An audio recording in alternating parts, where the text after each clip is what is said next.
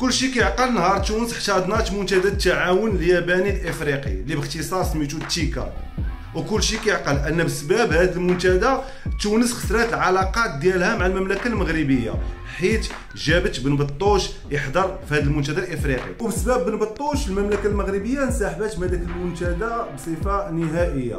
من بعد خرجت اليابان واعتذرت المملكه المغربيه وقالت لهم هذا الامر ما عمره غيبقى يتكرر مستقبلا، وحتى شي دوله ماشي معترف بها دوليا ما غاديش تبقى تحضر لهذا المنتدى بصفه نهائيه. وهذا الشيء اللي خلى المملكه المغربيه تشارك هذا العام في المنتدى اللي محتضناه اديس ابابا، لكن الجيران الدوده اللي فيهم ما كتهداش وداروا كل الطرق باش يدخلوا البوليزاريو في هذا المنتدى كيف ما داروا في تونس. وفاش تقادوا لهم كاع الطرق قالت لهم غير هذه الطريقه ديال التزوير اللي غتشوفوا دابا في هذا المقطع.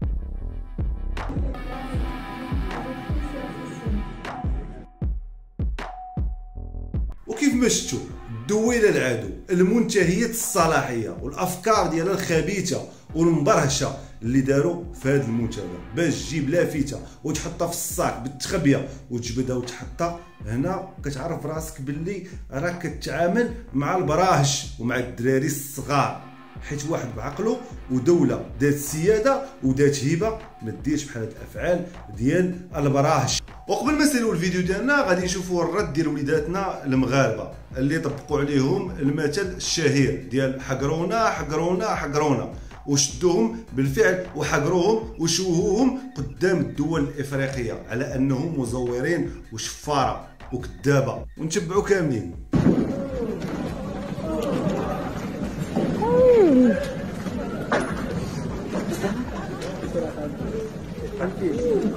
Jusqu'à ce point, ça c'est fausse.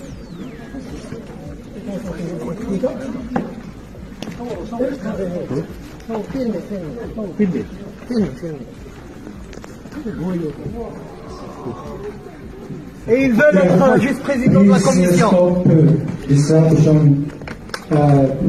Please keep calm and solve the differences through dialogue with our guidance. Anybody who disrupts the meetings will be ordered to leave the conference. عيب عليك عيب عليك عيب عليك خويا خويا شكون خطط صوالة ما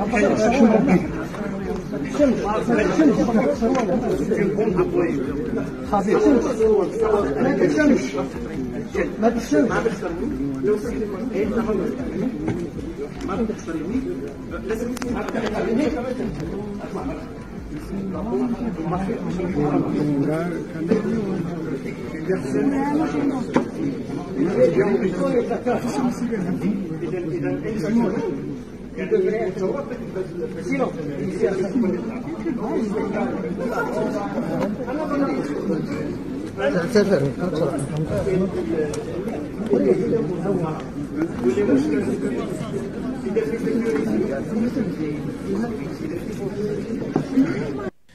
كنظن ان هنا الرساله وصلت ابناء الدويله العدو، نظامكم ما يقدرش يزيد خطوه بلا بوليزاريو، ومصالح بوليزاريو فوق كل اعتبار، وطز في التيكاد.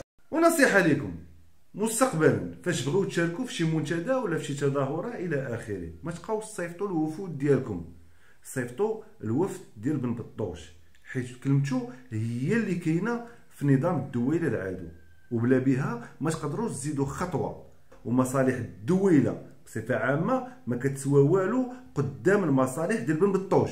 اذا مبقاوش تصيفطوا الوفود ديالكم وغيبقاو ياكلوا العصا. وبسلامه.